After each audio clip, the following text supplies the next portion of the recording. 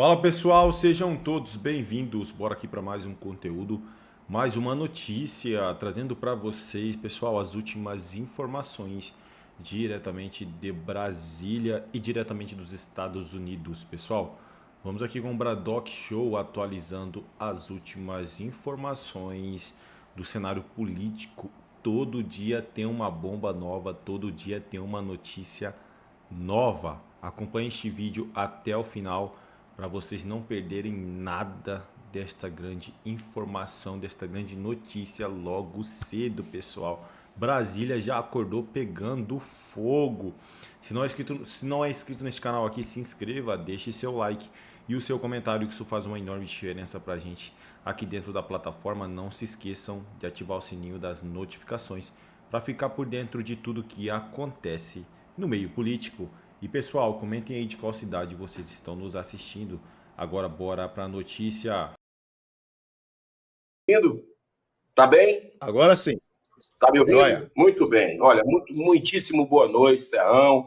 Meu querido amigo, meu irmão, saudade de você, Rodrigo Constantino, Dácio, deputado Polon, Deus abençoe todos vocês. Olha, é um dia histórico, né, onde reacende uma esperança quase perdida por muita gente. A gente olhou nos olhos das pessoas nesse 7 de setembro, lá em Fortaleza, né, e viu muita gente chegar, pegar no nosso braço e dizer: e adianta eu vir para a rua? Né? E eu acho que isso é uma construção, um voto desse, não apenas muita gente se mobilizando pelo país, como orando de joelhos pelo Brasil. Não tenha dúvida que esse voto traz esperança, né, até pela robustez, pela consistência do ministro Fux, dando aula ali para ministros que escreveram livros e citando os livros, né? E o que mais me marcou ali a questão, o Rodrigo sintetizou os pontos, né? Assim, que para mim foi uma desmoralização completa desse supremo ativista político ideológico que a gente tem. Mas o que fica muito evidente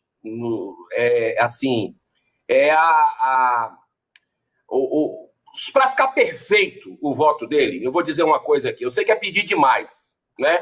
Mas a gente está numa sede tão grande por justiça que fica esperando, né? Para ficar perfeito era um pedido de vista. Até porque ele não teve tempo de ver, ele mesmo falou no início, pela manhã ainda, dos 70 terabytes que a defesa mostrou a violação dos preceitos fundamentais aí da ampla defesa do contraditório, e ele não teve condição, como ninguém teve, de ver aquelas informações confusas em bilhões, B de bola, I de índio, bilhões de páginas. Então, era algo assim, plenamente possível, um pedido de vista para dar tempo de reflexão dos outros ministros. Aí você diz: poxa, mas já está favas contadas, né? Ali a gente sabe do voto da Carmen Lúcia naquele momento de sombras que se perdura até hoje, quando disse que o documentário do Brasil Paralelo deveria ali ser censurado até o dia 30, tudo bem, né? Então, quer dizer, mostra uma subserviência ali ao ministro Alexandre de Moraes, que era o relator, né? Mas eu acredito, me desculpe, me permita acreditar na capacidade de reflexão do ser humano. Mesmo você tendo ali um ministro que diz que o ex-presidente Bolsonaro é o demônio, né? Como o Flávio Dino, e como é que você vota com relação a um demônio, quando você tem que dar um voto, né? A parcialidade está muito explícita com o próprio ministro Alexandre de Moraes, que é vítima, que se diz que é, confesso, vítima, né? E transparece ali, durante o voto dele ontem, um acusador completo, eivado ali de um sentimento negativo, de vingança, de revanche, né? E o ministro, que também foi advogado do Lula, o Zanin, também, e eu fiz essa pergunta na época, ele fugiu da resposta, né? Com relação, se tivesse algum processo de interesse do Lula na mão dele, caísse alguma coisa do PT, como é que ele se posicionaria, né? Então, era para se declarar suspeito os três, no meu modo de entender ali, impedido de votar. Mas estão votando, mas eu tenho que acreditar na capacidade de reflexão da Carmen Lúcia e de algum deles, né, para que essa farsa não entre para a história, porque o tempo é o senhor da razão e vai mostrar o erro. Agora, você tocou num ponto muito importante agora, Serrão, que eu quero aqui me posicionar, certo? O que aconteceu hoje nos Estados Unidos, esse assassinato à luz do dia que está chocando milhões, bilhões de pessoas no mundo, e eu fico muito preocupado com essa escalada. A gente já tem o caso do Nepal, né? Tem o caso da ucraniana, no próprios Estados Unidos aconteceu, né? Imagens muito fortes que constrangem a pessoa, e nós vivemos um momento, hoje é o Dia Mundial da Prevenção ao Suicídio. Então, não é por acaso tudo isso, nós precisamos elevar a nossa vibração. Por mais que nós tenhamos nossa posição política firme, mas não são inimigos que tem do outro lado. E a gente tem que trabalhar dessa forma, dar o exemplo. Eu participo de uma CPMI, que é a do roubo dos velhinhos, dos aposentados do Brasil. Já estamos na 5ª sessão, amanhã teremos a 6ª. Eu faço parte como titular. E eu digo uma coisa para você, eu estou vendo aqui no Brasil com muita preocupação, e nós temos que redobrar a atenção e ser exemplo, porque o que a gente faz aqui repercute lá fora, e nós chegamos em alguns momentos dentro da CPMI a quase vias de fato de parlamentares, tanto de direita quanto de esquerda. E aí não foi apenas homem, não foram apenas homens, foram mulheres também.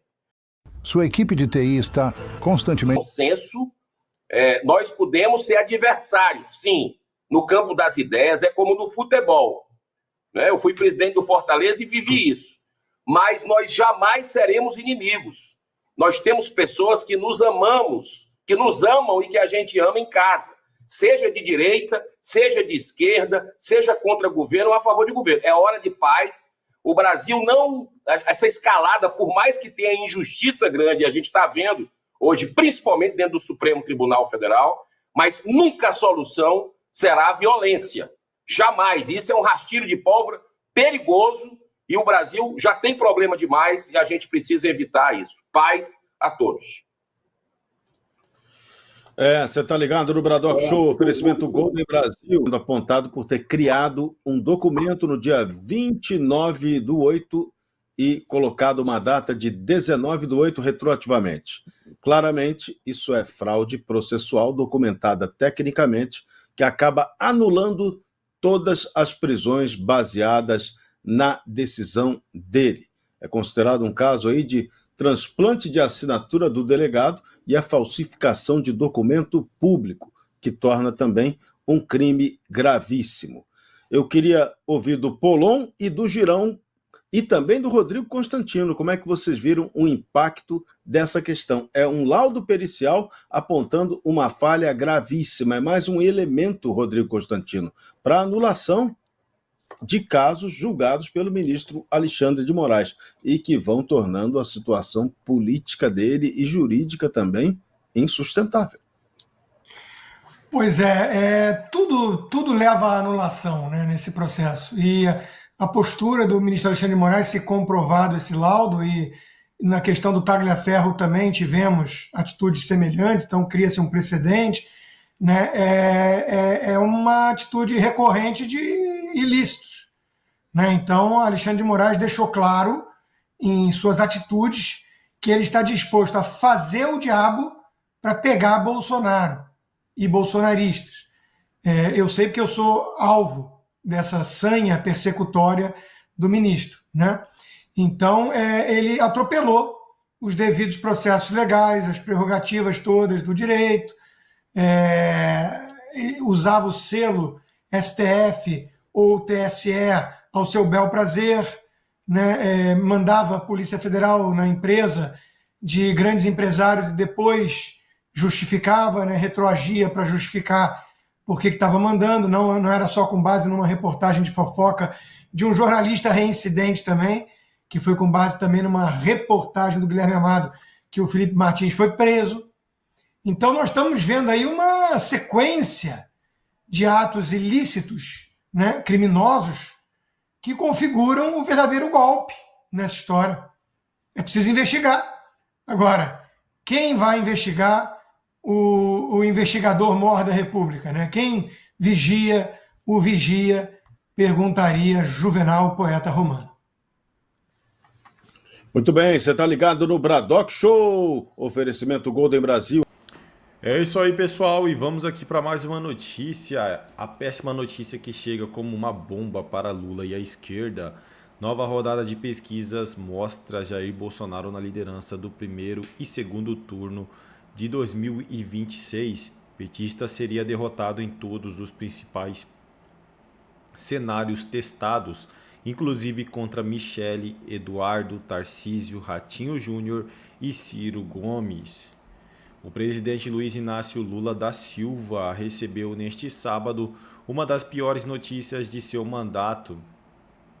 A nova rodada de pesquisas da GERP, divulgada com exclusividades pela revista Exame, mostra que o petista seria derrotado em praticamente todos os cenários testados para a eleição presidencial de 2026.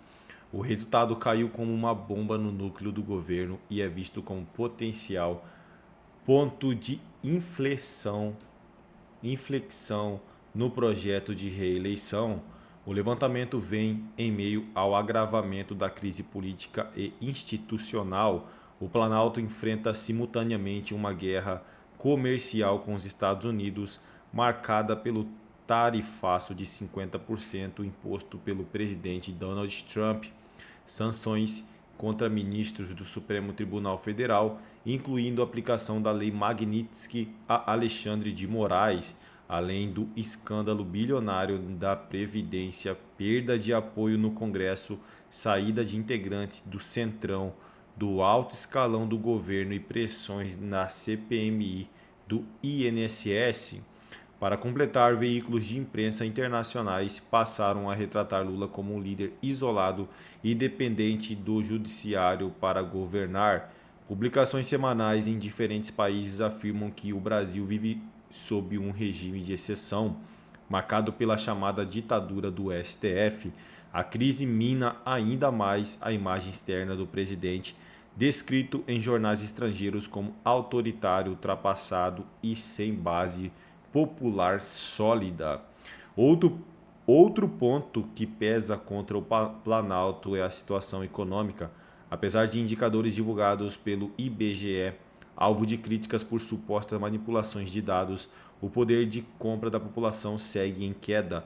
O dólar está acima de 5,40, a inflação pressiona o custo de vida, os juros permanecem em alta e os serviços básicos como energia elétrica estão mais caros. A carga tributária continua aumentando na tentativa de fechar as contas públicas. A sondagem da GERP era aguardada com expectativa pelo governo e pela oposição por ser considerada um termômetro confiável do humor do eleitorado. O Instituto passou a ter credibilidade em Brasília pela precisão nos recortes temáticos em reeleições anteriores e é visto como um relógio político tanto por partidos de esquerda quanto por legendas de centro e direita. É isso aí, pessoal. Agradeço a vocês pela companhia. Se não é inscrito no canal, se inscreva, deixe seu like e valeu.